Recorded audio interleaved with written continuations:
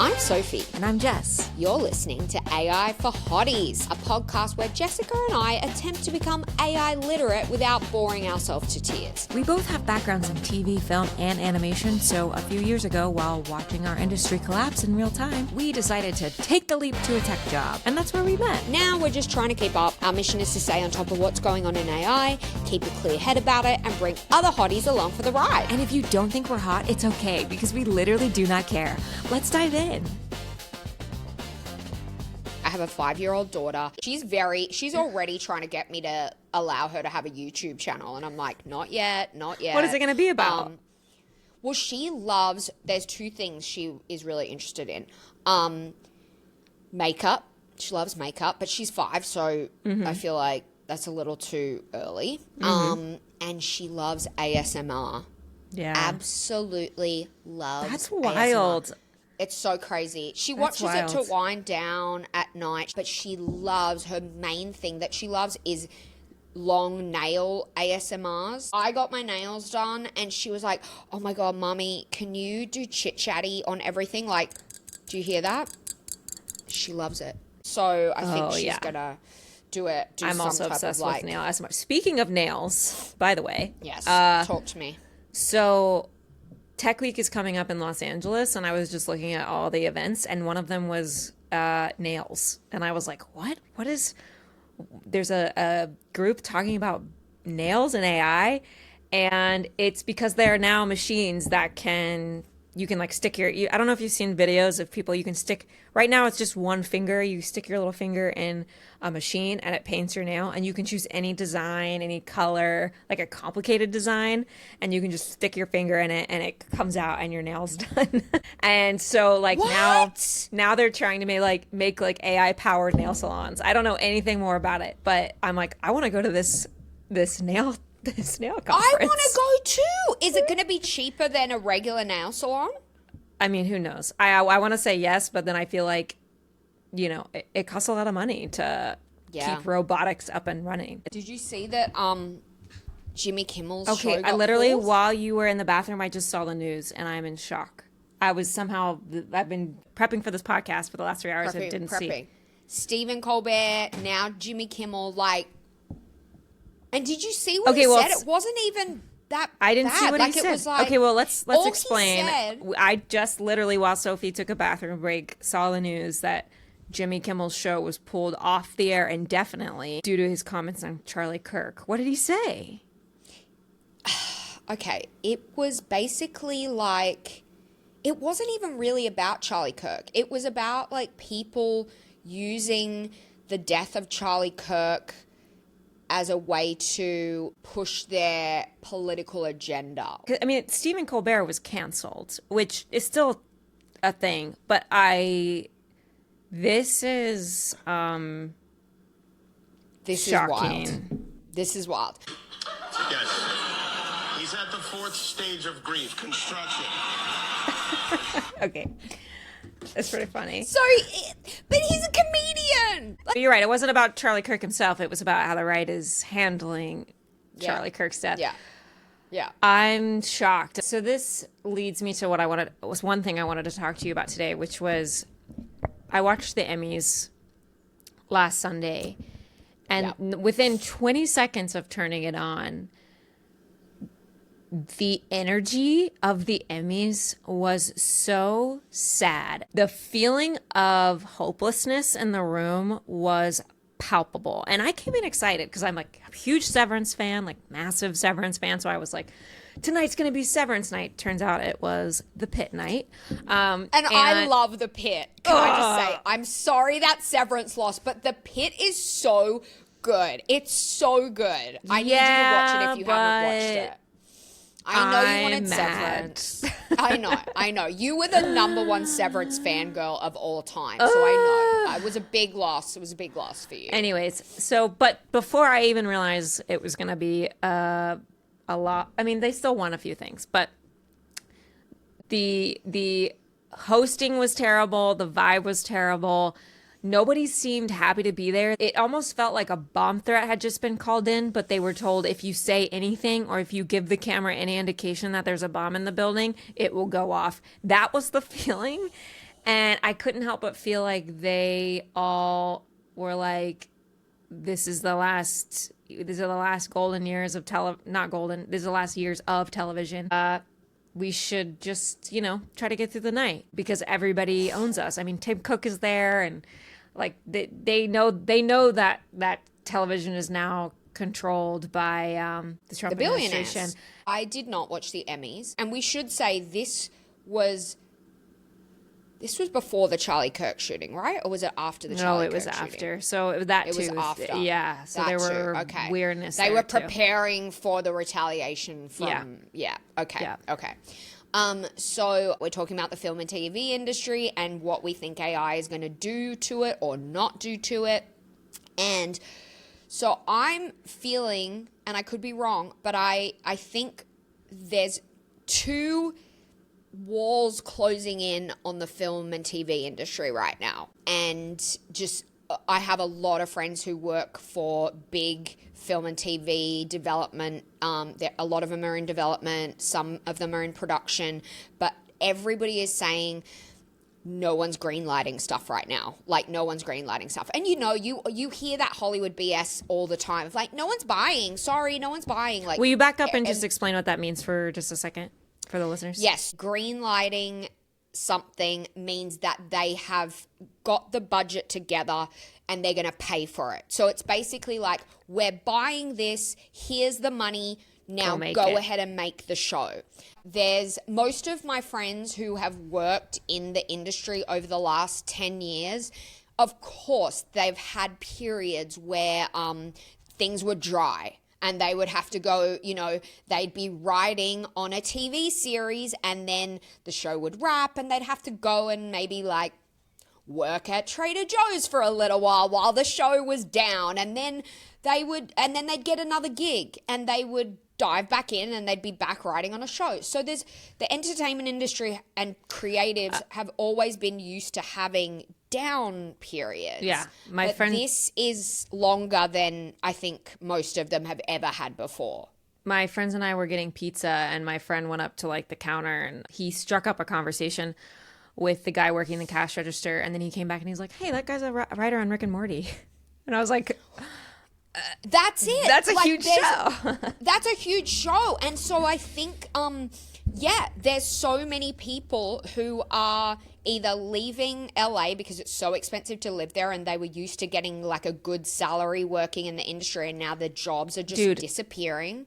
When I came to LA 12 years ago now, you know that like cliche meme of like a girl getting off the bus with her suitcase and being like, Hollywood. I'm in Hollywood. Yeah, I'm going to be a star. Like that was me. And it felt like that for a while. It was like the time when everyone was gathering to watch Game of Thrones and Breaking Bad and everyone was on a show. I worked on a live action scripted television show for Sci-Fi. Before I even came to LA, I got that job. Like that is pretty impossible right now. Yes. For so many of us. Oh my God. It's just not happening. I was the same. I moved out here and I was like working in production on a couple of Netflix shows and like scripted TV. Like I worked in scripted TV and now it's like, it's those jobs. You worked on Orange is the New Black, which is really exciting. I did. And like that stuff that's like those jobs are just not there anymore. Yeah. So I think this is a good point to bring up because with AI moving as fast as it is, and it is here, but for the movie and for the film and TV business, AI is, while it's definitely being experimented with a bunch of studios and it's being used in VFX to certain degrees, it isn't fully just taking over specific jobs yet. That asterisk, because some there are. But I think a lot of people are conflating the sort of steep decline of film and TV jobs with AI right now, because AI is making it worse, and it's definitely making it worse, and it's going to make it worse. But the steep decline in the film and TV industry has a lot more to do with the economy and the fact that people do not care about movies and as much as they used to. I think the reason why maybe this is my guess, this is my hot take. I think maybe the reason why the Emmys felt so much like a bummer and like the energy in the room was just like, we are on a bit of a sinking ship and this could be the very last Emmys or one of the last Emmys, is because they probably feel that basically the walls are closing in on the industry from two sides. This side is technology, but I think you're right, Jess. I think that AI is being sort of the scapegoat right now for a lot of people with the economy. And as we talked about, people are not greenlighting stuff, and a lot of people want to blame that on AI and the development of technology rather than blaming it on maybe the strikes kind of mess some shit up and the economy. It's just a bad economy. So I think that's wall number one. And then wall number two is this administration and the fact that anybody who's making any kind of content that is perceived to not be part of their agenda is potentially going to be shut down, going to be pulled, going to be silenced, going to be not funded. It doesn't even have to be having a show pulled. It can literally just be like, hey, we've got this thing that's about a queer character. Hey, maybe we shouldn't make a season 2 of that because we might get in trouble. So it can be subtle. It can be very subtle. And we've both produced stuff for big corporations, and we have seen it happen on big corporations where they get scared of stuff like that, and you see them pull it. Yeah. Yeah, so that absolutely. I mean, the majority of companies are led by people who, if they're not just already just right-wing Republicans, they have to be siding with Trump right now in order to survive or just not get taken down altogether. So it trickles down. It comes from the top, and it sucks majorly. And I'm not gonna lie, I'm really scared about it, and I am it's too. a bummer. I think we're gonna still see good movies, but TV. I'm sorry, I'm calling it TV. I'm not calling it. Everybody else has already called it. TV is so dead, man. It is so it's dead. TV's dead. It's dead in the water. We'll be lucky. I think the Pitt one because it reaches across. But I mean, everybody loves it on both sides of the aisle. Severance is an anti-corporation show. I think the Emmys were rigged. And I'm not just saying, I am just saying that because I'm a Severance fan. Okay, so let's get into AI and how it specifically affects film and TV. So we've already just covered how the film and TV industry is on a steep decline. It's not necessarily because of AI. It's because people are watching less and less movies. Netflix for the first time ever, lost subscribers in 2022. And after all these companies are spending a ton of capital, they started freaking out. The decline of the economy during the pandemic caused them to sort of freak out. And then the strikes happened in Hollywood. And now we're paying the price. So most of our friends have been unemployed for more than a year. And Sophie and I actually worked together at a tech animation job, and that startup closed down. Because the clients that we were working with aren't paying money for content and aren't making as much content as they used to. And it's a million reasons. But now we've got this AI situation, and a lot of people have different opinions, especially people who are seeing the video generation tools that are coming out and how powerful they are and feeling like, either you're excited because you feel like it's an opportunity for people to make feature films really easily, or you're like, this is just a bunch of AI slop that's about to just completely decay our brains. I think the starting point for us to talk about this is that OpenAI announced a few weeks ago that they are releasing a AI generated movie in theaters, and they are racing to finish it to premiere at Cannes in 2026, and that's in May. So that budget for this movie is $30 million, and the timeline is, I think, 9 months. So if you just to compare that to, and this is going to be an animated CG animated film, similar to Toy Story. So if you compare that to a regular CG animated film, like a Pixar film or a big Disney CG film, those are like $200 million. They're very expensive, and they take sometimes up to 2 years, maybe 3, maybe even longer. So they take a lot of time, and they're really expensive. So $30 million in 9 months is a feat. It's also worth mentioning that although they're sort of promoting this movie like it's going to be fully AI generated, I think they have admitted that they are hiring human writers and human voice actors, which is worth noting. And that is an indicator like that AI can't replace what voice actors bring to a movie. And it can't replace writing or make a good story, that's good enough for a feature film. So what I want to ask you, Sophie, is do you feel like this movie's going to do well? Well, here's the problem with asking me personally that question.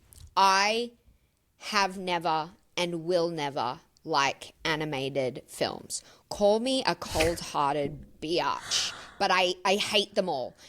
And you can come to me with, what about K-pop Demon Hunters?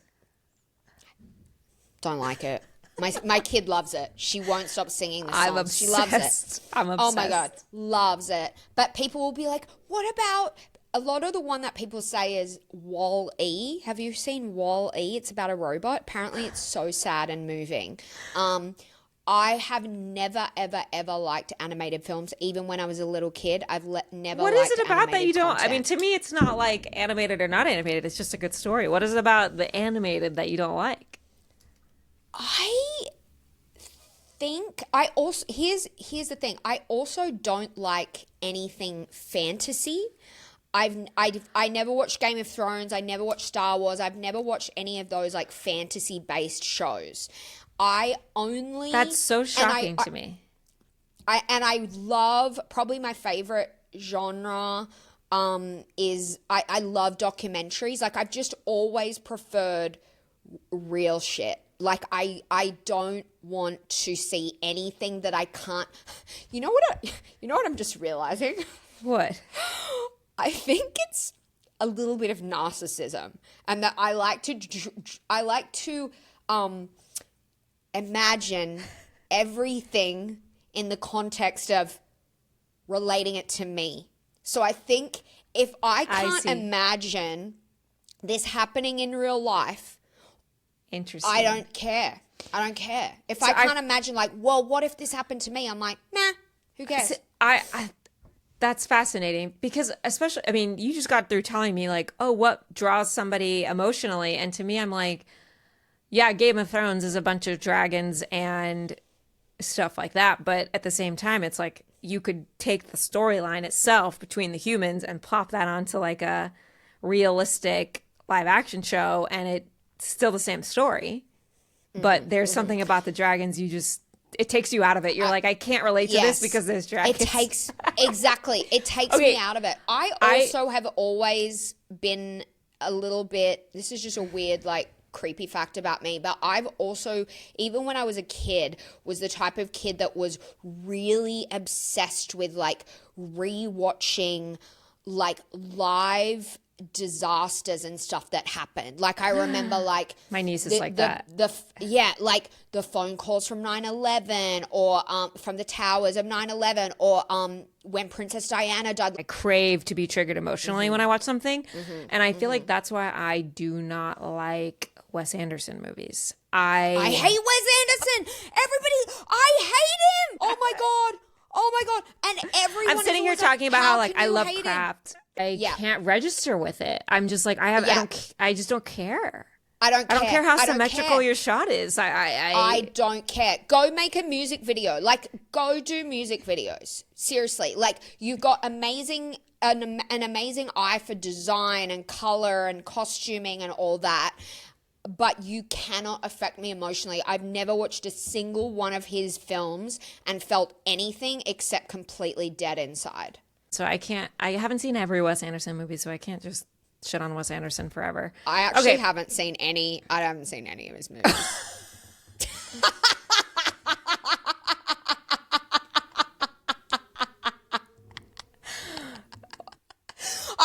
I just see the trailers and I'm like, I hate this. Okay, well, oh my God. Okay. So here's my theory on Critters. So the movie that OpenAI is funding and trying to get in Cannes, which is a international, super prestigious film festival, which I didn't know you could just say that your movie's premiering at Cannes and then it so be Neither it. did I. But apparently you can. So they're like, oh, it's gonna premiere in 2026 at Cannes.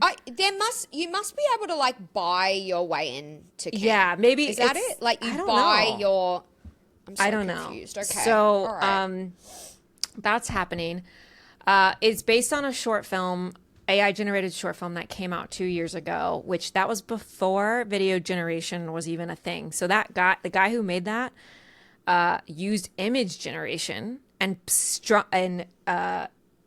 basically strung the frames together to make this movie, and then hired a bunch of humans to basically make it better. So not a good example. So and it's a terrible short film. It's not good. It's not interesting to watch. Was the original short film made by OpenAI or not? It was just made by yeah, it somebody was. else. Or it was made by somebody who used Dolly at the time, which was the model that OpenAI would soon buy. So I don't know if it was. It must have been before they bought it, or maybe it was after. I can't remember. Okay. So I have a theory that this movie will do well. Everybody's going to think that because it did well, that AI has replaced movies now.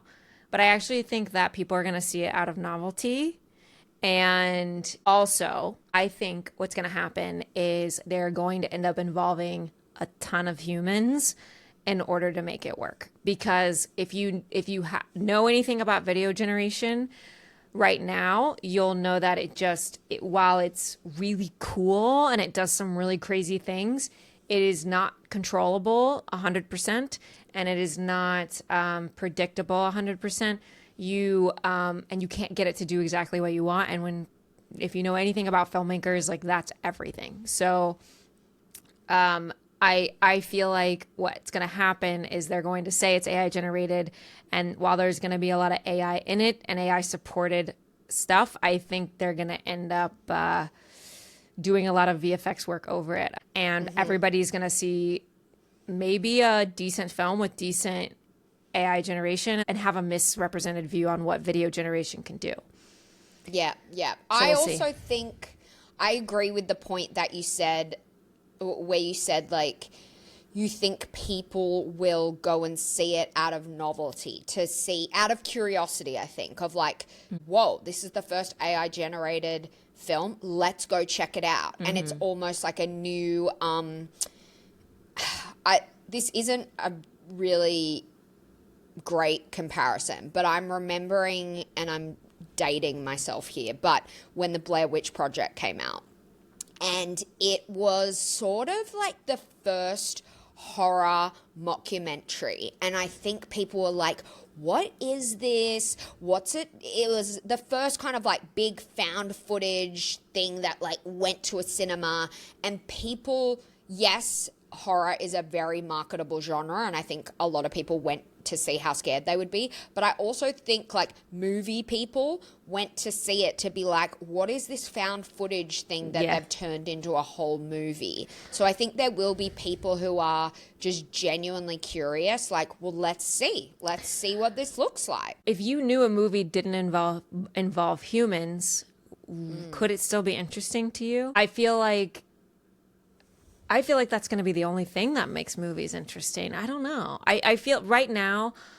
and let's be clear, this topic is not about content or advertising, because those things are different level. Like AI is and will be taking over those two things.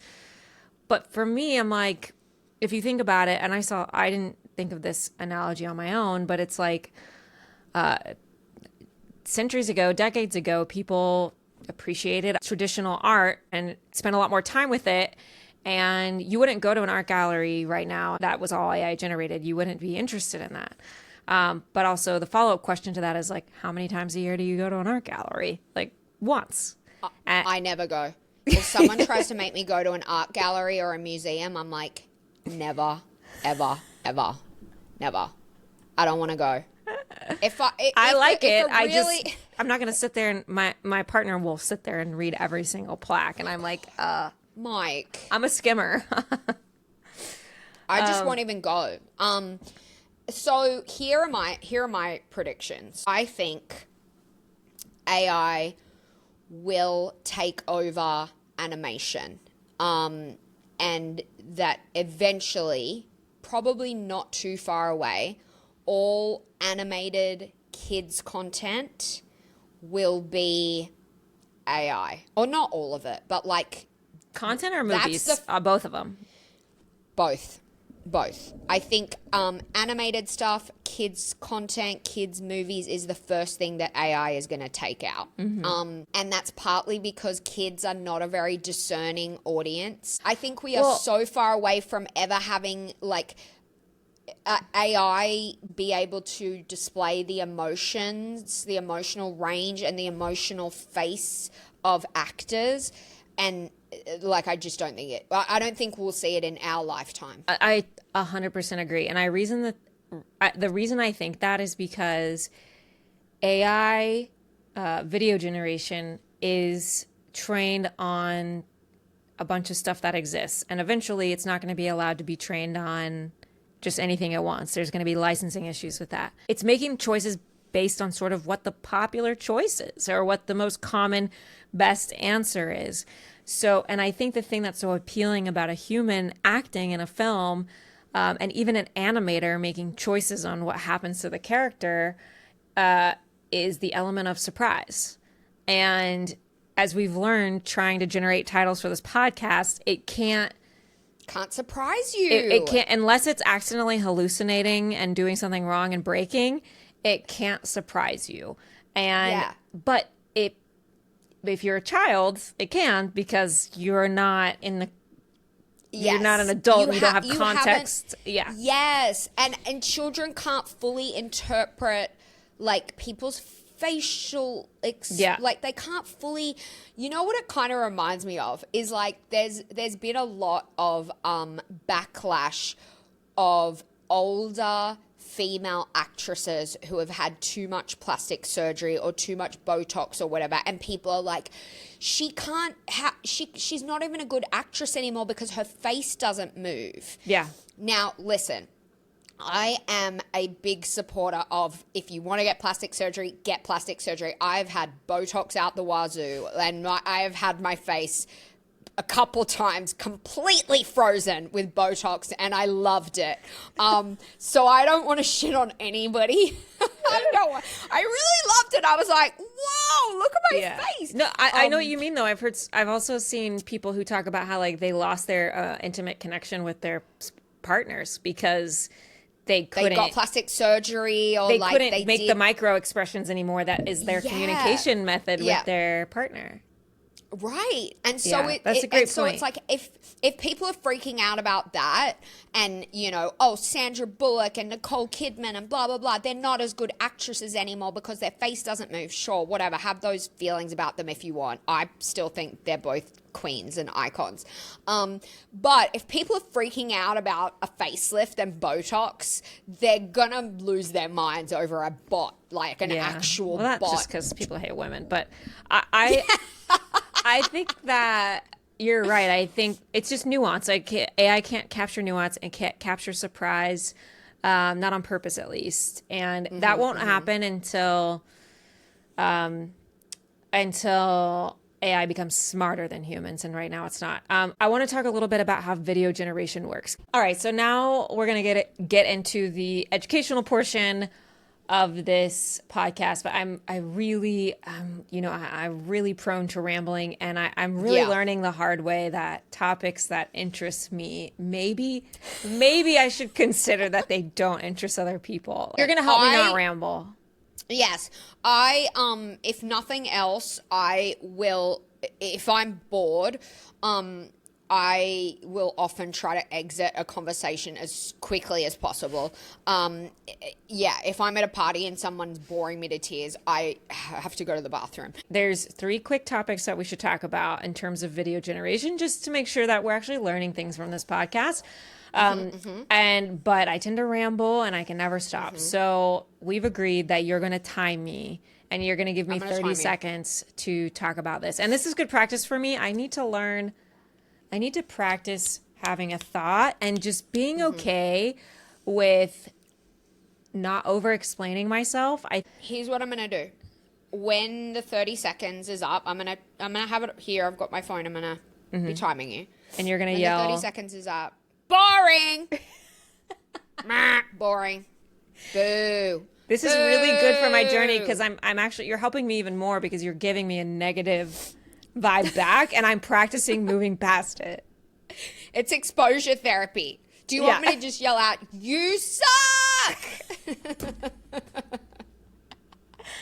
Either one's fine. Okay. So wait, what's the first topic? The first topic is, how does AI video generation work? Okay. And I have not prepared a succinct speech on this, so it's going to be really hard. 30 seconds is not that long. Like, I think this is going to be hard. All right, are you ready? I'm going to give you the thumbs up when it's time to go, okay? Yep. And I'm going to say go. Okay, and go. AI video generation works like this. You put in a prompt and you get a video back. But how does that video come to be? AI models that use a process called diffusion. So you can think of it like, imagine a sculptor has a bunch of clay in front of them and it's just like a blob of clay and they have to sculpt it back. And you say to the sculptor, "Give me a dog with sunglasses on." It knows what that looks like from its training, but it's got to put that image together. So it sculpts away a little bit at a time. So if you've ever generated a video or an image... That wasn't really that boring, though. Do you want to just wrap it up real quick? Sculpt the thing. I got to move on. I got to be okay with moving on. Move on. Okay. No, everybody's going to think... 30 seconds is not long. Everybody's going to think that video generation is clay sculpting. They'll just have to clue in the rest. They'll have to look it up. You'll have to Google it. Okay. Moving on. I gotta be really short. I know, but I just gotta be okay with moving on. No, if you can't explain something in 30 seconds, it's not worth explaining. I couldn't say boring though because it wasn't really that boring. I wanted to hear more. But anyways, no one cares. Okay, let's go. What's the second topic? Okay, how professional AI content creators are making AI right now. Not movie studios, but like individual content creators who are making fully AI generated content. I didn't even know there was like a category of people like that. Is that like a job now? Yeah, it's like AI filmmaker, AI producer. They're individuals. They can't make like movies or it still looks pretty AI. People are making full stories on AI generated stories and they're going viral. And I'm going to explain that process in 30 seconds. Let's go, bitch. Are you ready? Mm-hmm. All right. Stand by and go.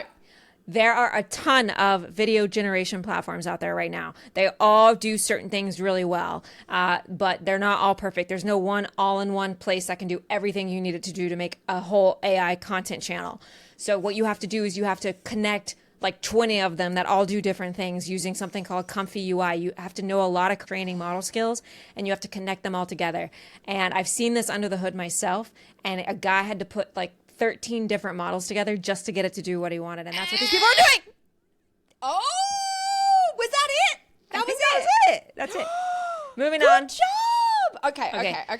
Okay. The next one is environmental impact. Ooh, this is loaded. Yeah, this is gonna be really hard. Yeah. Okay, and go.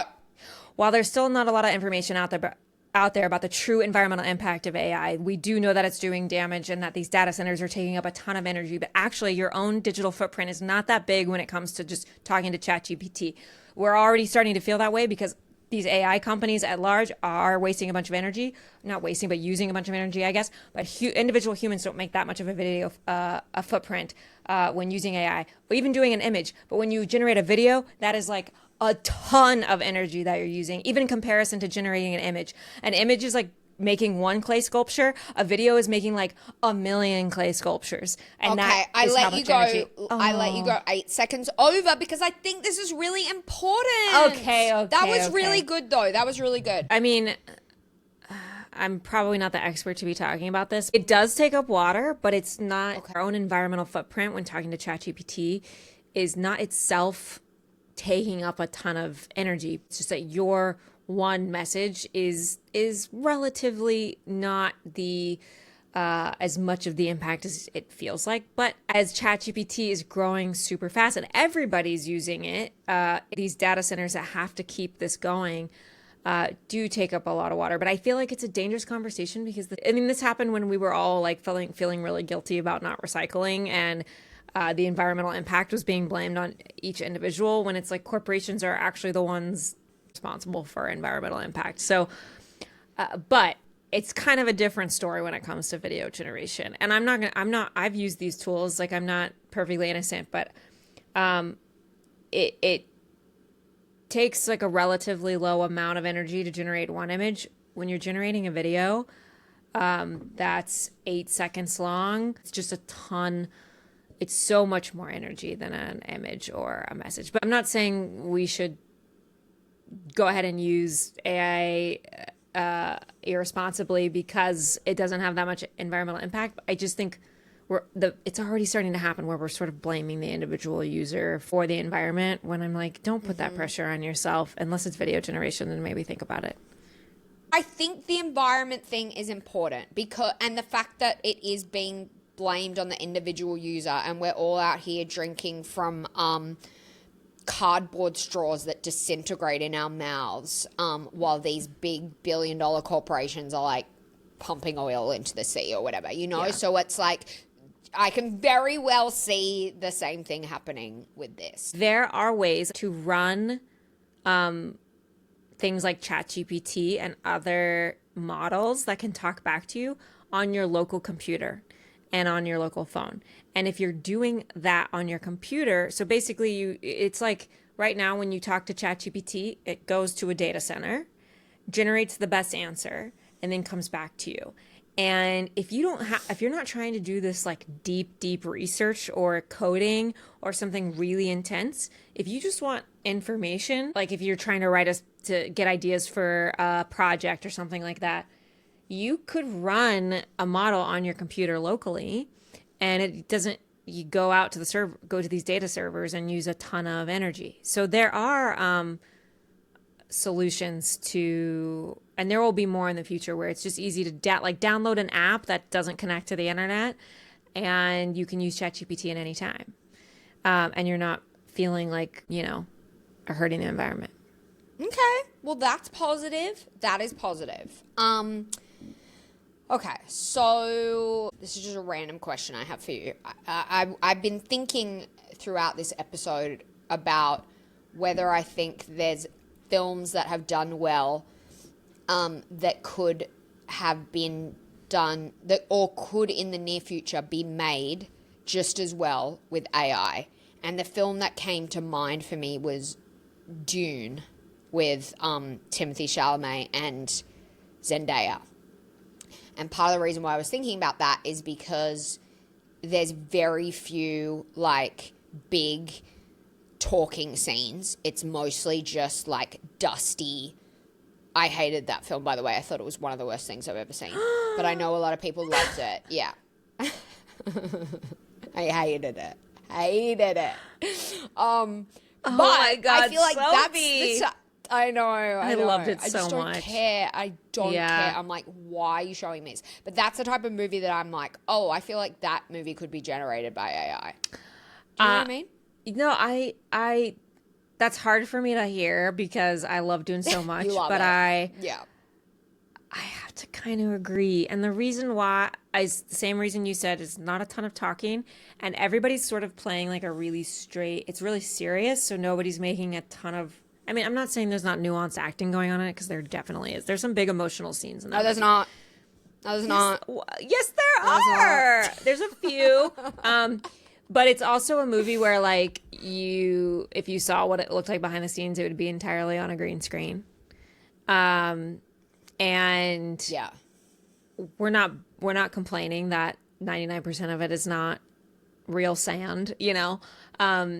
So, and the other thing that video generation is really good at is glossy, live action, beautiful people. It just, that it's got down, and Duna's got that glossy look.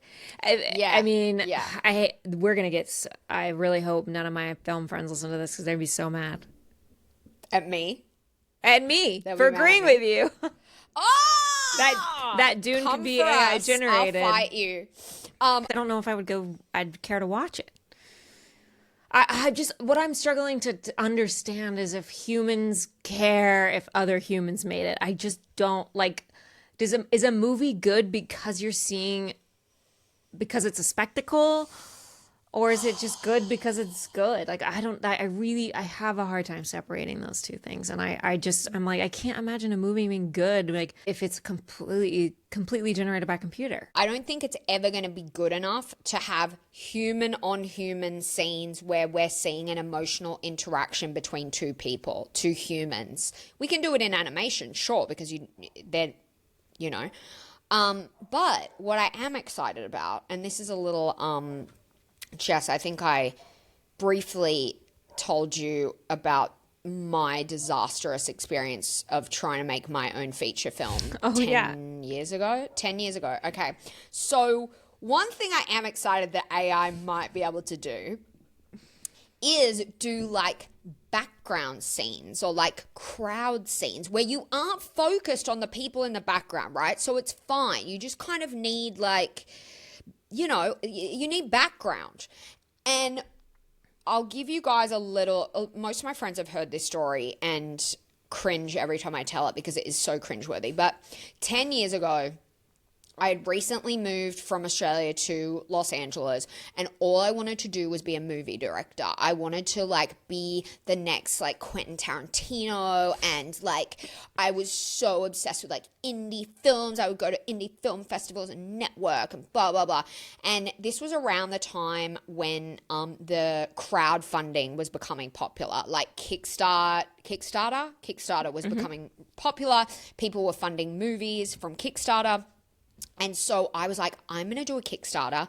I think I was trying to raise like $100,000 or something. And I was going to make this, I was going to make this feature film. So I had everything planned.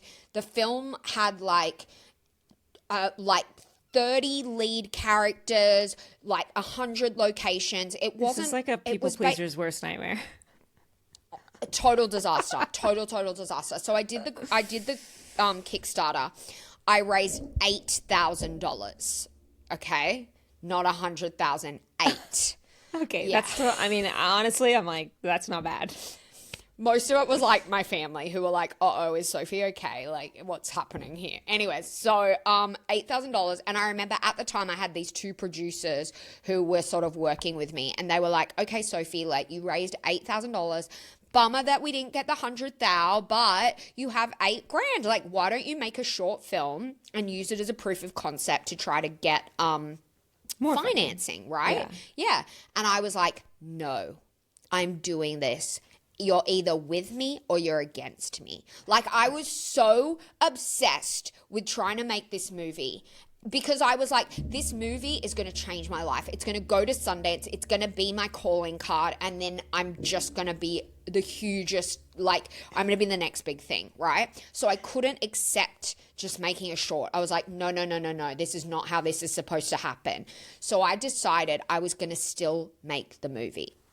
So that entire summer, I worked nonstop around the clock. I saved up like another I want to say my budget in the end was around 30K. Like I put a ton of my own money. And then I shot the whole movie, right? We filmed the entire thing. We did it over like 10 days. I kept like this insane amount of locations, and we stole a lot of the locations.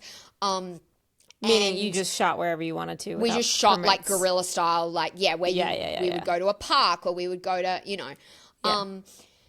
and but I did pay all the actors, I paid all the crew, but I remember, and this is so embarrassing, but I remember one thing I did not take into account as I was writing the script was background actors. And pretty much, I would say like 80% of the scenes that I had in this film were in public places where there needed to be people. And so, but I couldn't afford to pay any background actors because I'd already paid the lead actors. And so what I started doing, I had like one friend of mine who was like coming to help me out on set each day, John Luigi. So bad. I got him to just keep walking back and forth in the scenes wearing like different shirts and hats. Like he would go through one frame and then put on a cardigan and then walk back the other way.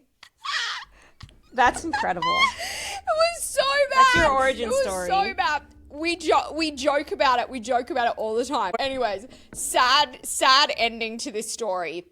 When I finally went back and had a chance to watch the footage, because I wasn't watching dailies each day because we were so busy. Yeah, but when I finally had a chance to sit down at the end of the whole shoot and watch all the footage, that was one huge thing where I was like, this is unacceptable. And it was so distractingly bad that. And look, there were other big problems with the movie, but I will say the scenes that weren't in a public place and were just like one-on-one actors in a room together worked pretty well. They worked really well. But as soon as I was in an area where I needed stuff happening in the background and a lot of background actors or, a crowd or whatever, it fell flat on its face and it immediately reeked of like, this is amateur hour. I wound up shelving the whole film. I basically threw it in the trash. Yeah. And I knew I was never going to release it. I was so upset that I just wanted to be like, this film's shit. It's dog shit. And none of us are going to get paid for it. It's over. Like, there was that. Okay, wait. Sophie, now I know you are notoriously hard on yourself. Do you feel like looking back, it was actually as bad as you think it was? I am notoriously hard on myself. I was so embarrassed by it, and it had no soul. It had no soul. And I think it's because I was so obsessed with trying to do all of the production stuff by myself that I couldn't artistically make it work. It was bad. It was bad. And there would have been people who would have put it out there anyway and thought it was okay. But I was like, I don't want this out there. So I don't want it. Right after we blow up and go testify at Congress, all our fans are going to demand to release that you release the unseen Sophie feature. Question for you. I know you haven't experimented directly with video generation or per se, but do you feel like but you were saying it's lacking soul. If it's lacking soul, I don't think AI could fix that. But do you feel like maybe there's other things that could be touched up with AI that would make it better? I do think that I can see a world where it does become a good thing for low-budget filmmakers who can't afford crazy stuff like renting out locations, production designers who can't afford a crowd scene. I think there could be a world where we do a little bit of a little bit of two worlds colliding. And I'm imagining a scene, right, where I'm like, okay, we've got two great actors, and we have them recording their stuff together in a room, and it's raw and it's emotional, and we get all the shots of their faces, and and then if we want to take that scene and put it in the middle of the frickin' Times Square, to jack up the tension of like, oh my God, these people are having a breakup in the middle of Times Square rather than just in their living room. Right. I think AI could help with that, or even with like production design, right? Yeah. But I think for all the other elements of film, it could actually make things way more accessible to people who don't have the budget for all the bells and whistles. I think what you're illustrating is the answer to a question that so many people are asking, which is AI going to replace all the jobs, or is AI going to be a tool that artists use? All the pro AI people say it's a tool. And all the anti-AI people say it's just job replacement. The truth is it's both. It does not replace all jobs. It replaces some of them. And I do think when this is fully evolved and it really has a place in film and TV that we're used to, it will replace some very specific jobs, but you'd be surprised. I don't think it's just going to generate a movie and then we're done. I think it's going to still be a lot of labor involved. They're just all using AI as part of their process. So which brings me to our rapid fire round here. We would have to talk for another 3 hours if we talked about every phase of filmmaking. So what I did is I wrote out a quick, just like off the cuff, phases of filmmaking. So from like conception to scripting to storyboarding to shooting. I didn't cover every single solitary one. I just ran through a bunch of different categories of filmmaking. We can only say if it's complete replacement by AI, if it'll eventually be AI supported, like the job will still exist, but it'll be AI supported, or if it's humans only. Film? Is this for film? Yes. Okay. Love it. The idea for the movie. The idea, supported. Replacement. Scripting. Supported. Storyboard. Replacement. Agreed. Production design. Mostly replacement. I think supported on that one. Are we talking about animated? Sorry, are we talking about animated or live action? Live action. Live action. Okay. Okay. Got it. Costume design. Supported. Set building. That kind of falls under production design. Set building. Humans only. Camera or just shooting. Like just the act of shooting and camera work. Supported. Interesting. I think humans only. Lighting, maybe we say lighting design. Supported. I think supported. Acting. Humans only. Agreed. Editing. Replaced. Agreed. Visual effects. Replaced. Detail. Color correction. Replaced. Agreed. Sound mix. Replaced. Agreed. The next one I put because nobody ever thinks about it and it has already been replaced, so we're just going to mention it. Localization. Replaced. Tier, which is the, like when your movie's done or your content's done, if you want it to show in other countries and other languages, you need a team of people to dub over all of it and make it so that other people can understand it and translate it. That's localization. And then animation.